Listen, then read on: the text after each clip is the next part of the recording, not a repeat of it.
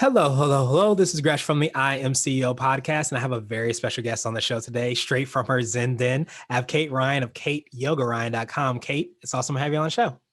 Thank you so much for having me. I'm glad to be here.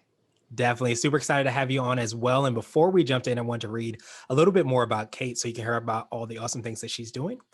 And Kate specializes in working with women on their fertility journey. She studied mindfulness at Chicago State University and received her certificate in trauma-informed care from the Institute of Trauma at the University at Buffalo. Kate has completed John Kabat-Zinn's Zen's 8-week MBSR course in the 100-hour meditation teacher training at Chill Chicago, where she also had the privilege of leading workshops and working with their most recent round of teaching trainees. Kate currently works from NAMI Chicago and guides corporate meditations and private sessions in meditation and mindfulness throughout the United States. Kate, are you ready to speak to the IMCO community? Yes, sir. Thank you. Awesome, awesome, awesome. Well, let's do it then. So to kind of kick everything off, I wanted to hear a little bit more on how you got started. Could you take us through what I call your CEO story? We'll let you get started with all the Yeah. awesome work you're doing. Thank you. Yeah. So I was certified as a yoga teacher in 2012. And right away, back in that time, maybe even so now, it's a little bit prevalent, but it was really popular for yoga to have moved away from where it originated in the West, in a seated asana practice and a little bit more of an internal work that was done. So here I was teaching in rooms really hot and sweaty and throwing the weights around and the music bumping really loud. And I knew that my students were burning calories, but I didn't think there was anything in the internal fire that was really working. And I didn't necessarily feel that there was a connection that was happening that might purpose their life outside of the place. And I wanted more than that. I wanted more from my students and from myself. And I felt like I knew that that was possible. And so I started, because I feel like yoga is a mirror for the world outside. In other words, we flow through what we go through, right? So I started teaching my classes based on what I was going through in my life in yoga. And so if I was having a tough week, feeling pulled in a lot of different directions, I would create a flow that would move me to the front and the back of the mat and forwards and backwards and all around, and focus my students on being surprised and trying new things and working a little bit more internally. And I started to get just more responses from them, more connection from them, because it was more coming from me and my personality. So I started to drive my classes in that direction. And I felt that in the meantime, I was still continuing to search for depth within myself. And so went through the meditation teacher training, continued to find more opportunities through trauma-informed care to really speak to communities that had touched my life. And in the meantime, my husband and I had been going through the fertility struggle ourselves, up and down through failed IVFs and IUIs and the whole process that's so challenging, and miscarriage and struggle. And at that same time I was reached out to by a women's wellness community here in Chicago that offers yoga for fertility, specialized. And I thought to myself, I don't know if I can heal this community. I don't know if I can do this. It's too close to me and it might be too painful. But as a matter of fact, it seems like that's what I knew I was called to do at the same time. That perhaps, a child wasn't in the future for me and my husband, but I certainly have gone through this process in addition to all of the yoga processes and the somatic healing practices, that I knew I was just the right person for this group. So now I specialize in women's wellness. I teach yoga for fertility. I do mindfulness practice and private meditation and group meditation centered around healing and focus and clarity. And my life is so much more enriched than ever before. Yeah, it definitely sounds like that. I appreciate you so much for sharing that. And of course, giving, your life and your gifts in order to help out so many other people. And what really kind of, I guess, connected with me was that human aspect of yoga and even business in general and life that we sometimes zoom past. And I love especially how you say, if you feel like a topsy-turvy day or a back and forth, you decided to showcase that in some of the movements that you did. And I think that's so I guess appreciative, I imagine, for the people that are going through it, because when you have that type of week, you can kind of simulate, I imagine, some of those movements to understand that you can get through it, you can go through it, and sometimes that's just how life goes. You're absolutely right. And I think although all of my students in the regular yoga classroom are not struggling necessarily with infertility, and everybody in the meditation room is not suffering from the same thing, suffering is universal. And we Mm, are, there is compassion that we are finding for one another through the process. Compassion comes from the root word pati, which means to suffer, and the prefix kon, which means with. And so as we find this idea of self compassion, through yoga, through meditation, we get to know ourselves on a deeper level and therefore connect with each other on a deeper level. And even though I may teach a practice that's about balance generally, and we're falling over and we're on one foot and we're laughing at each other and ourselves, this is the beautiful grace and humility of everybody can understand that life gets out of balance, and everybody can understand that feeling of shakiness and standing on the edge of something. And so there's possibility in these broad universal themes that everybody can dive into. yeah, absolutely. And I think when we do drill down deeper, and as you said so well, you're able to tell your story and talk about maybe some of the struggles and things that you're going through personally. I think we can connect with somebody else, even though the struggle may not be exactly the same. The fact that we do have struggles, and we do have things that we wish were a certain way, and maybe don't go the way we want them to go, we can basically attach ourselves to that and understand that we can get through it because you've been able to kind of do it yourself. That's it, Rush. You're exactly right. And I think that that helps to connect us, to see each other for our struggles and what we're going through. We now, I think more than ever, relate to people who are real, Mhm. and who are telling their true stories out in the world and being their true selves. And so I think, although you can pop into any yoga class and do a certain kind of flow, I personally, want more than that from my teacher and from myself. Yeah, and in true entrepreneurial form, you didn't decide to tell somebody else to do it. You decided to do it yourself. So I definitely appreciate you for doing that. It's a great reminder for all of us. And so I know you touched on the different ways that you serve your clients you work with. Could you tell us a little bit more about that and what you feel might be what I call your secret sauce, and what you feel kind of sets you apart and makes you unique? Sure thing. Yeah. So I offer private meditation and mindfulness packages so that you could do, for example, a 30-minute meditation with me, where then afterwards you receive a follow up email with lots of action items and things to try during the week that are mindfulness based around the meditation that we did. Prior to each initial client, I will have a phone call with them and we'll discuss kind of what they're going through, what's on their heart and mind and spirit, what they're seeking, so that I can really gear each of the meditations that way. I also offer private yoga classes and group yoga classes, and it's all through KateYogaRyan.com, my website. I have that same Instagram where I'm, reaching and connecting to people through Kate Yoga Ryan. I have a YouTube channel with lots and lots of videos of meditation and of yoga flows. For now, it is limited in that I have those who buy the $100 unlimited packages, they get access to everything. Otherwise, I parcel them out through emails and to clients specifically based on what they need. Nice. Yeah, I definitely appreciate that, and definitely the different ways by which people can take into all the work that you're doing. But I love again how it doesn't become like a one-time class session. It sounds like, as you talked about with your goal and your mission of what you wanted to create, it becomes something that you can do additional activities you can implement into your life, it sounds like, and really start to not just do the practices, but also learn the lessons and all the additional things that sometimes we zoom over. You know what? You're right. And what the beautiful thing that's happened, even because I started this virtual practice during the pandemic, I would have never imagined that I would have a yoga community that knows one another and is bonded with one another and is accountable to one another. But it's there because I teach, there's a monthly meditation circle that I offer.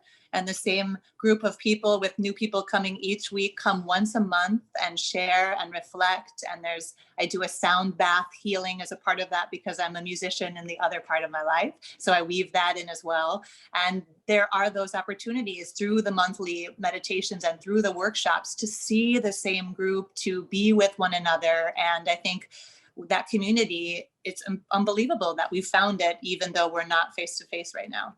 Yeah, absolutely. And it kind of reminds me of something I got as a realization not too long ago. Like you almost feel like you can't connect, because we're not, standing face to face. But in reality, the connection might just be different, but it can be just as strong, if not stronger, if you're doing it the right way. So I love that you've been able to kind of build that connection, build that community, because I think so many times we think that it can't happen because it's different. But in reality, it just might be different, but it still can happen just in a unique way.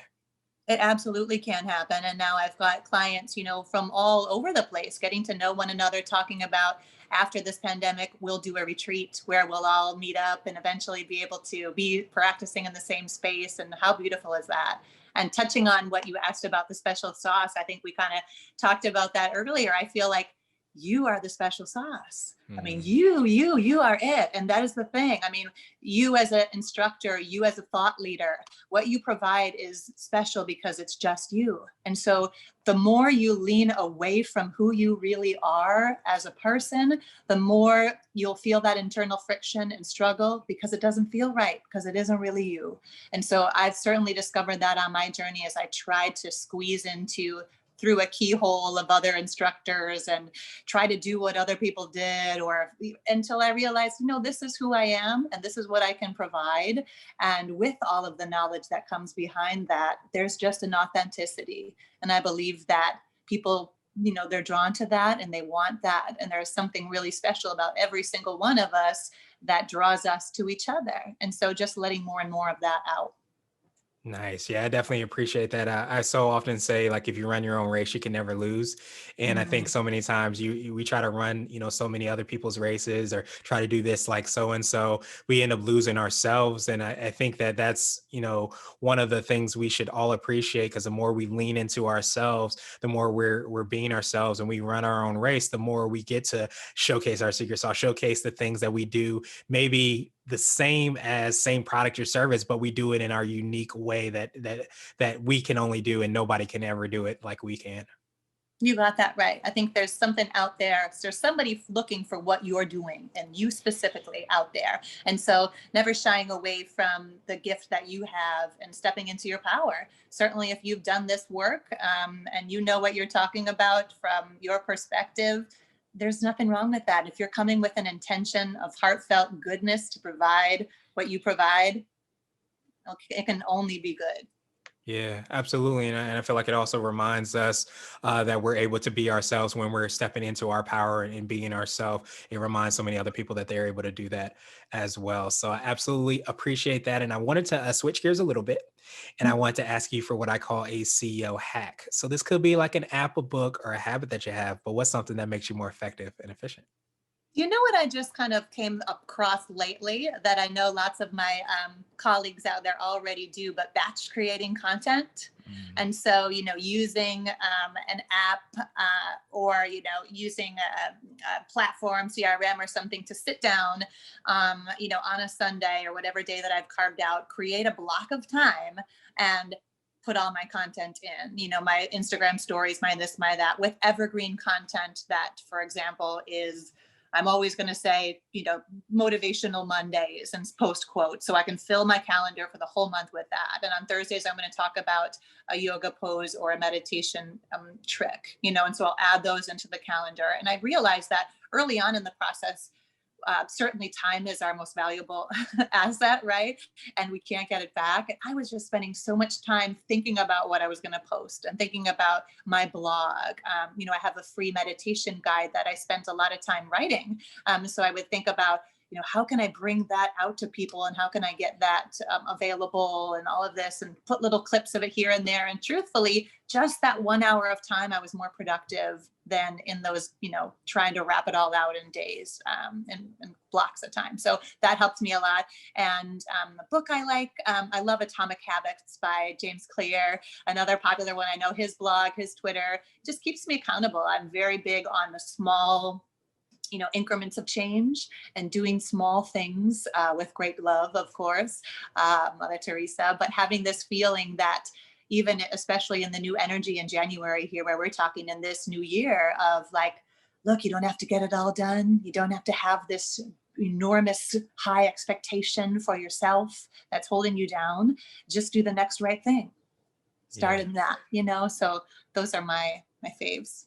I absolutely love those hacks. And yeah, I think so many times we forget the quickest way to eat an elephant is one bite at a time. And we try to take on everything all at the same time. But we forget that what we're doing is we're running a marathon.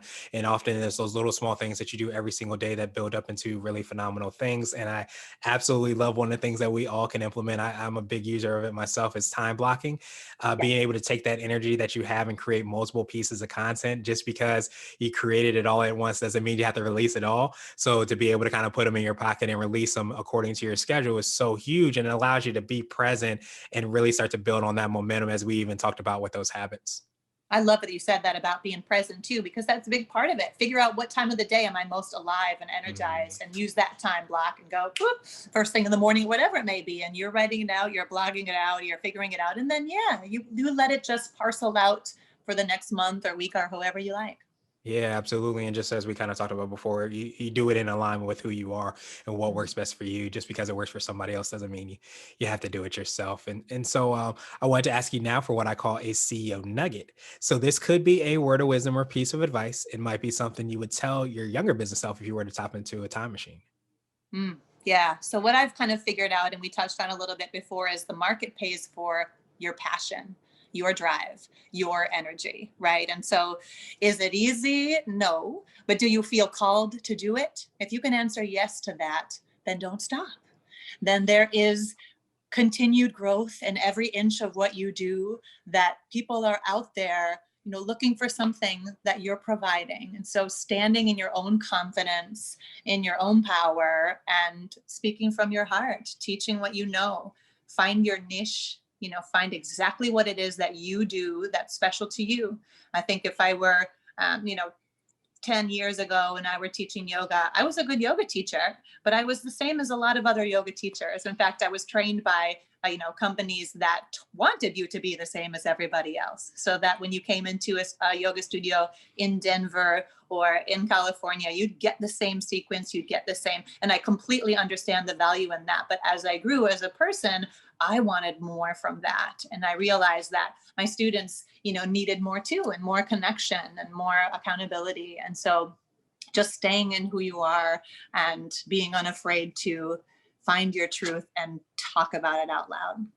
Yes, absolutely. It's so important to be unapologetic. And I love how you talked about before your gift. And I love, how you said that as well, because I think so many times we forget that our gifts are given to us, not for us to hold on to, not for us to push in the back or to be afraid of. It's really for us to give in so many different ways to make the world a better place. And I think when we tap into that, we realize that the product or service or whatever we do in the way that we do it is really the gift that we have, to the world. Then we start to unleash ourselves. We start to be unapologetic, and we really start to make a dent or impact in the world. You got it. And I think for me, it was, releasing the stigma that comes around guilt and shame and the struggle that I've gone through with infertility and with trauma in my past. And I'm connected to addiction and all of these scary things in the past that you think we keep those under a rug and we don't talk about those things. And, now bringing awareness and shedding light on it, without fear, releasing the stigma is beautiful. And not to say, oh, I might, lose some followers because of this, because I'm talking about what's kind of uncomfortable. Well, luckily, thank God, our world is moving into a place of being okay with talking about what's uncomfortable, with having the conversations of releasing stigma and normalizing and moving guilt and shame out of the way. So even though I work in a specialized niche, as I said, in women's wellness, I still speak to my group yoga classes with that same trauma informed lens. We're all going through something right now. Yeah, absolutely. And not only, should it be done, I feel like it's necessary as well too, because I think so many times when we're going through difficulty, going through traumas or depression and so many things, often we'll bottle it up. And that's when it becomes worse. And we feel like we're by ourselves, we're isolated, we have nobody to turn to. But I think when having those conversations and, being as, transparent as you've been as well too, it reminds us that we're not alone. And it reminds us that other people have gone through maybe not the exact same, but similar, but maybe difficult things that they didn't expect, and they were able to go through it. So I can do that as well too. Exactly. That's where that connection piece comes back in. You feel then that there is a sense of understanding, and self compassion breeds compassion for others too. So as you start Mhm. to be a little lighter on yourself, a little gentler, sending some loving, kind thoughts to yourself, guess what? That's what comes out of your mouth a little later in the day as you have more grace and patience and peace as you walk through the world too. So it's all sending good stuff out. Yes, absolutely. Good vibes only. And so now I wanted to ask you my absolute favorite question, which is the definition of what it means to be a CEO. And we're hoping to have different quote unquote CEOs on this show. So, Kate, what does being a CEO mean to you? For me, it means standing on the shoulders of giants and doing your truth every day. And so, honoring the work of everybody that came before you, as you even mentioned, knowing that as a yoga teacher, I stand rooted in traditions all the way back to different cultures and different places, and honoring what it means to be still and sit, and then also knowing what it means to move and shake your body and get all your muscles moving and warm, and knowing what it means to just sit with yourself. That being a CEO is stepping up and saying, like, I have something to say, I have value, and I am here to heal.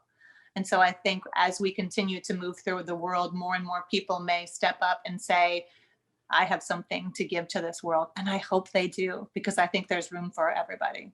Yeah, absolutely. I love that definition and that perspective. I think we do all have something to give. And I think that as we talked about before, the more we do it ourselves, we remind other people to kind of tap into their genius and tap into what makes them tick and what is their ultimate gift. So I truly appreciate that, Kate. And I appreciate your time even more. What I wanted to do is pass you the mic, so to speak, just to see if there's anything additional you can let our readers and listeners know. And of course, how best they can get a hold of you and to find out about all the awesome things you're working on.